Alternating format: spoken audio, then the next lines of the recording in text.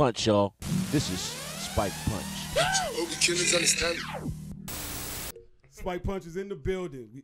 We got L. Bravador. Triple, double, triple to the third power OG. Yes, sir. If it weren't for Bravador, it wouldn't be all this. Yeah. No, I can't take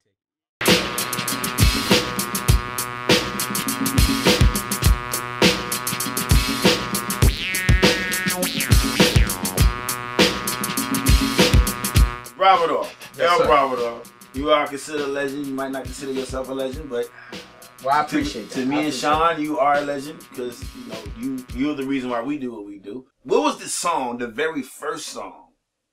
It doesn't matter if we don't know the record. You know what I mean? What was the very first song that you heard that when you decided, you know what, this music thing, this is what I want to do?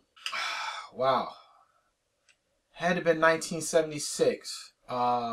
Peter Brown, Dance With Me. If you're feeling sad and blue, come on and dance with me. When I heard the doggone, I mean, I liked everything else, Earth, Wind and Fire, the Ohio Players and all that. I loved all that, Funkadelics, all that.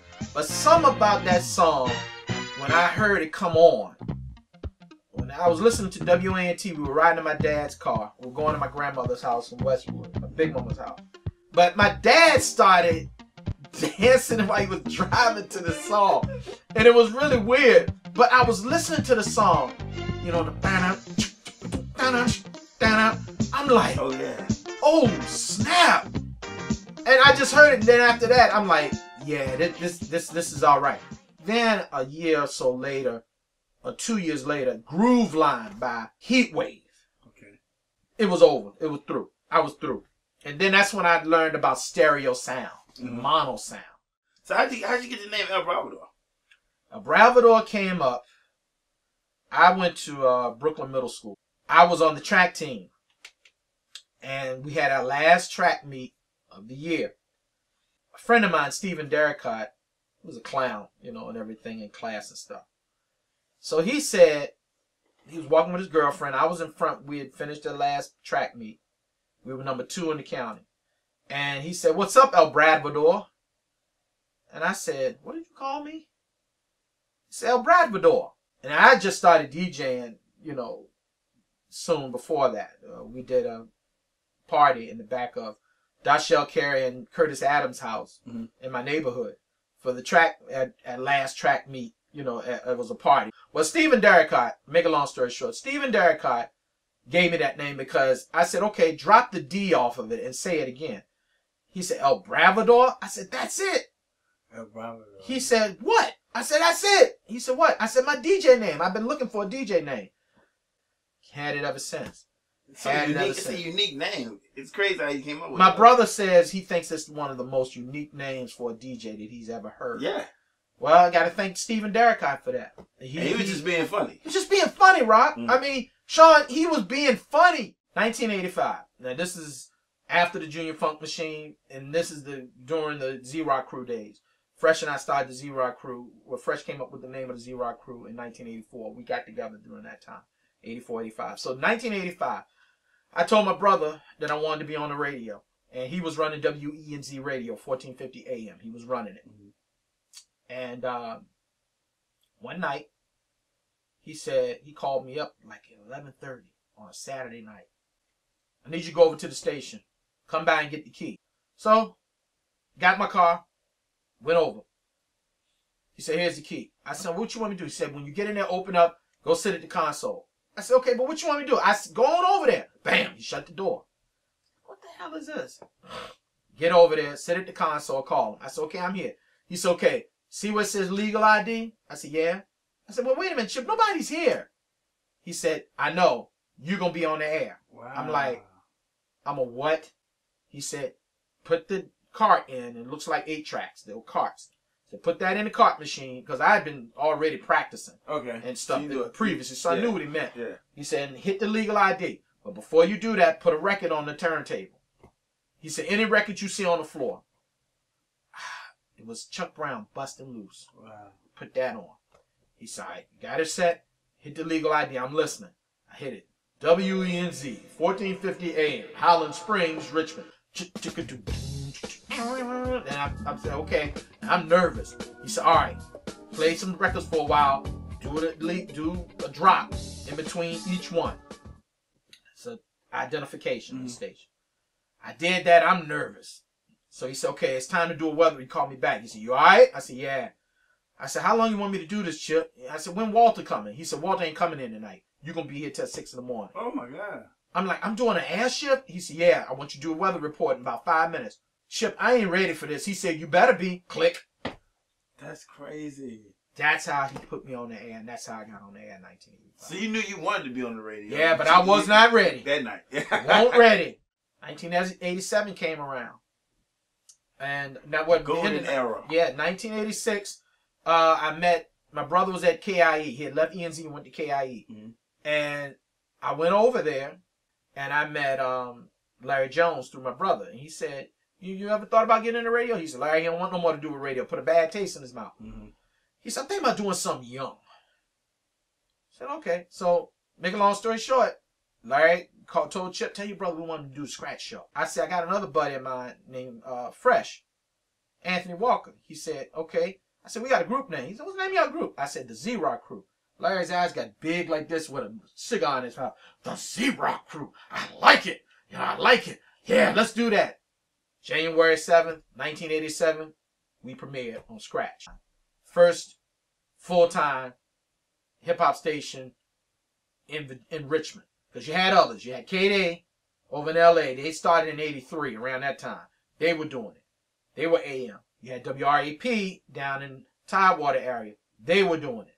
That's what got Larry going when he was saying, you know, they're successful. Well, KIE can do the same thing. So the records, so they gave you freedom to play whatever you wanted to play. Because we knew hip-hop. You know, we knew it. And they didn't know it. You know, so they gave us free reign. Mickey Spencer, I got to give her props again. She was the program director, but she was like, hey, y'all know what to do. Y'all do y'all thing. You know, just play some of the R&B stuff here and there and blah, blah, blah. We had to do that. And it was, I don't even know if there'll ever be another time like that in radio. I didn't learn this until later on down the line, that you had association with First Priority. I was part of their label. Now, yes. How did that come about? In the early First Priority days, when Light was 15, I joined them. How it came about, we used to buy some records too, to play on the radio. I think Fresh bought one of them. He bought Top Billin'. I think that's what it was. He bought Top Billin'. He said, Brad, you got to hear y'all this used song. to play that a lot. Used to hear this Top Billin'.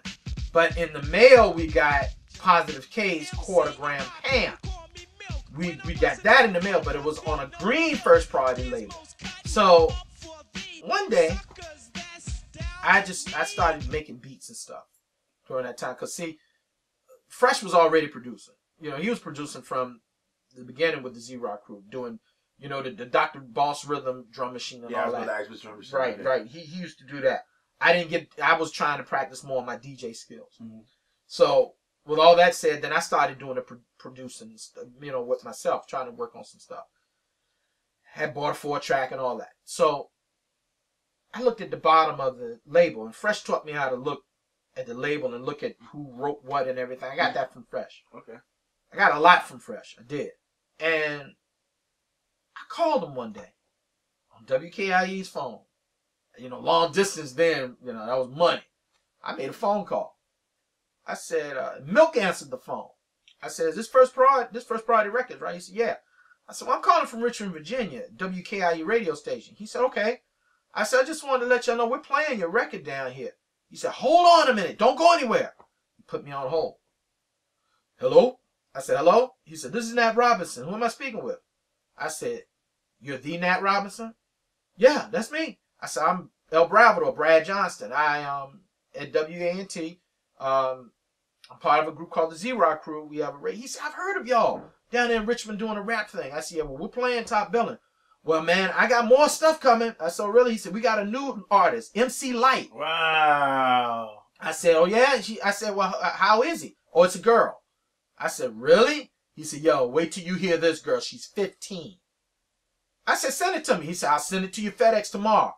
I said, Fresh, we got so a new artist. you got a record straight from the creator of First Priority. Yeah, he sent it to my house. That's crazy.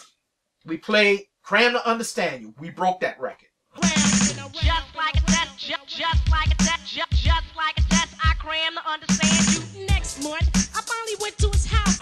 We broke MC Light in this area. First time I heard Light was on WK. Right, and no, I don't care what nobody else says. We broke MC Light.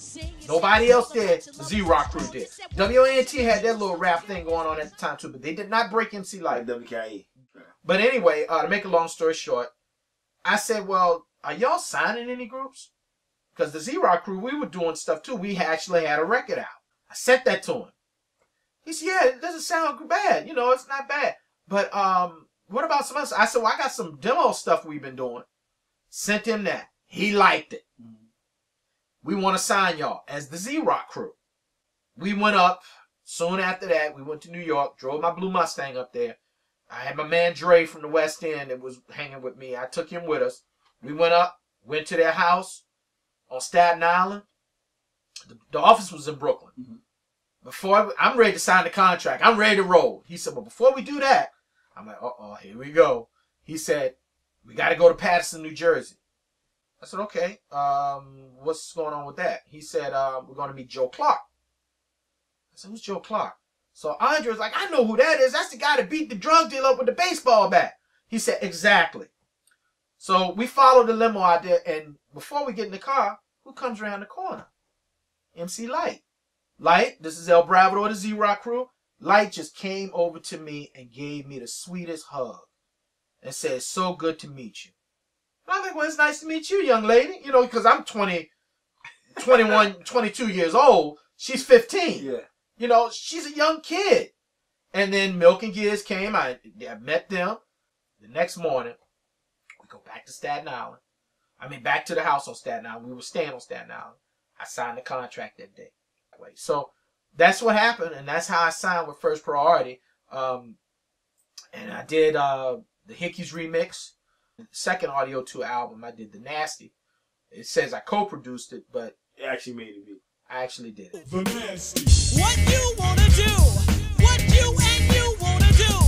Come on. That was my concept. That was my concept. How that goes. And I started getting a bad, bitter taste in my mouth then. But before that, I also did the Alliance album. I did 2 on there. I co-produced We Could Get Used to This, the title cut. And I also did Down to Earth. I produced Down to Earth with Positive K. So after First Priority, and how long did that whole ordeal last? First Priority. I signed in 88, March of 88. My last dealings with First Priority was in 1991. Okay. After that, you know, the Persian Gulf War came about, the recession hit. You know, they kept telling me, you know, well, you know, recession, we're not selling records and this and that and that and this. Well, projects wasn't coming. I needed to get some money. My mom was on me. She said, you need to get a job. That was a hard pill to swallow. I went back, went to work. 1991, February 20th, 1991, I went to work for Richmond Public School. And just retired from them as of this date, 6 months ago.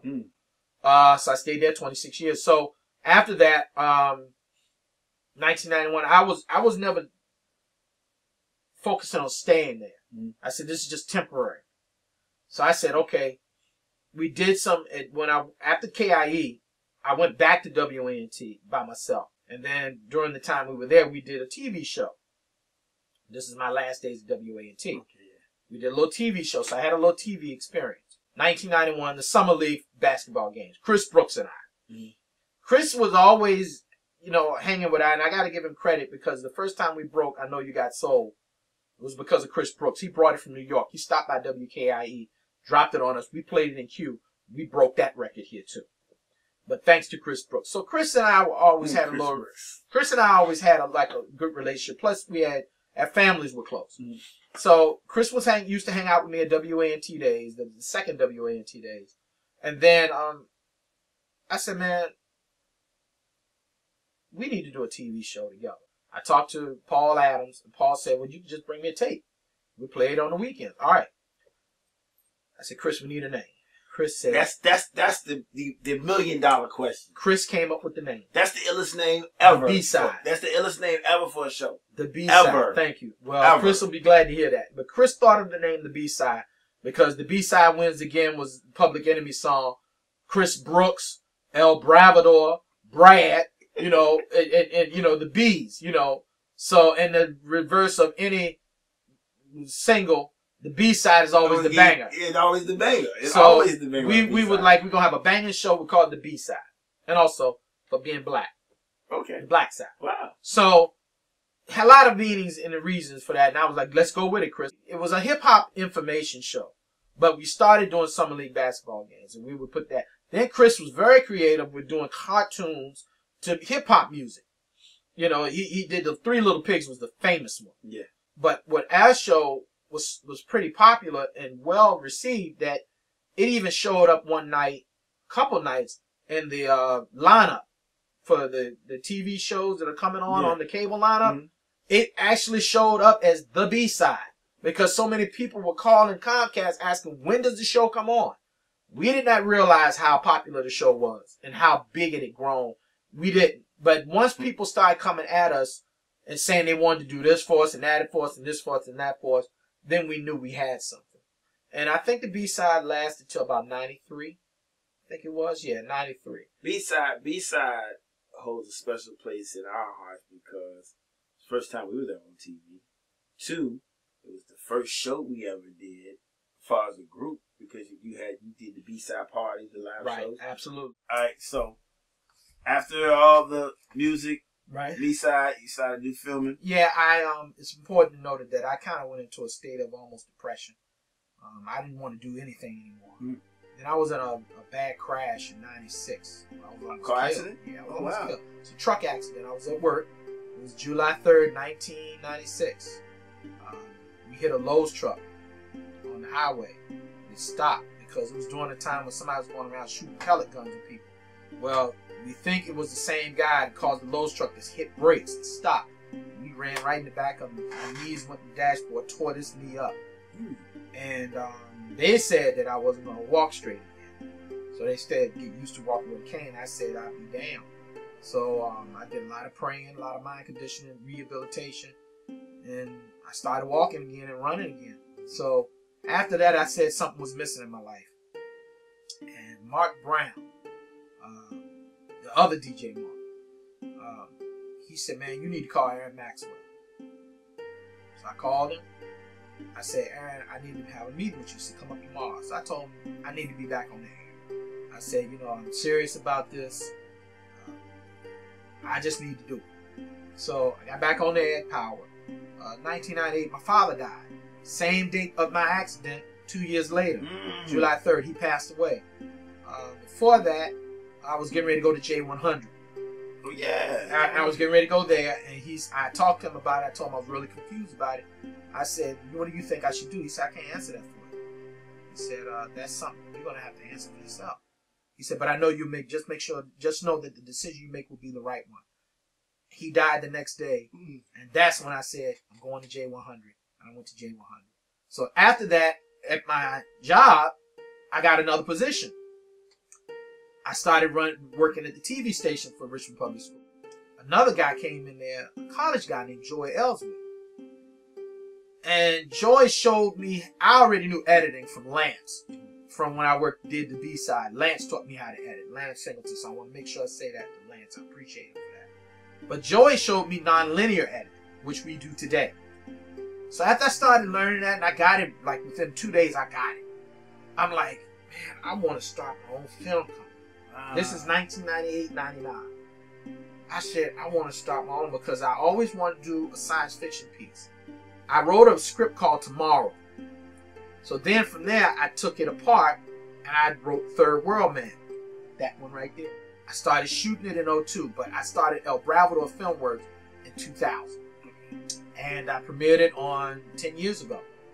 In February 2nd, 7th, 2007. That's when I premiered it. So after that, that's what got me into film, was doing at my main job, working in the TV station, Then I started studying a lot. It wasn't really YouTube then. No YouTube then, but I started studying a lot. Bill Thornby told me a lot. As time went on, our relationship got better. I started looking at doing digital film because then the Canon XL1 came out. That was the first camera out that actually gave you a film look type of video. So I started seeing all these independent filmmakers pop up because it was more affordable to start doing independent films. That was the revolution of the independent filmmaker really happening then around 2000 and 99, 2000, whatever, and in those times. So I started moving full force on mine. So once Third World Man was done, then I did Soul R&B, Radio Legends, and Joe's Auto. I did that. After those came out, I premiered those in 2011. Then I said, I got to do the Hip Hop Legends of Central Virginia. I started going to seminars. I started, also I learned how to build computers. So I built my own editors. You know, I built my own editors. It was a thing of where, with the way the computer revolution and the camera revolution of all the different ways you could do things, then you had the DVX 100 from Panasonic came out. I was a Panasonic guy, you know, and stuff. So I bought Nikki Turner. Gotta thank her. Yes, Nikki Turner. She hired me to do a project for her. She paid me enough to get my first camera. And I have to thank Nikki Turner for that. So she's responsible in a way of, she's really responsible for me getting my very first camera. Because I was renting cameras before. But I bought my very first camera working with Nikki Turner.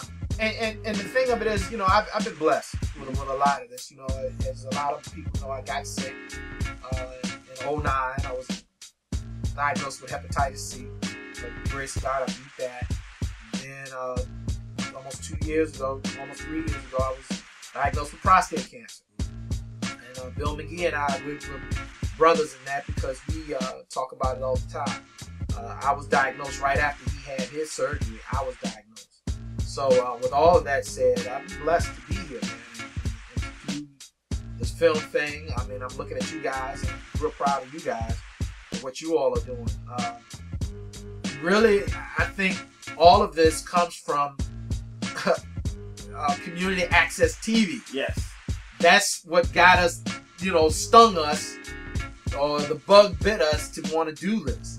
You know, we have to tell stories. We have to, you know, our stories we got to tell, because nobody's going to tell their stories for us. They're not. And we shouldn't expect them to. We can do it on our own. We need to take charge of our lives much better when it comes to storytelling, writing, books. My wife writes books, you know, DJing and stuff, and just being, and you know, hip hop taught us that. You know, if it weren't for hip hop, I don't think I'd be doing, you know, half of this. You know, I wanted to be an astronaut, for God's sakes, when I was a kid. Yeah, I did. I still want to go to space. I want to do it. I want to go to other planets and stuff. Yeah, I want to do that, you know, and stuff. But my thing is that we have to take control of our lives, and that's what I'm trying to do as of this point right now. That's what I'm trying to do.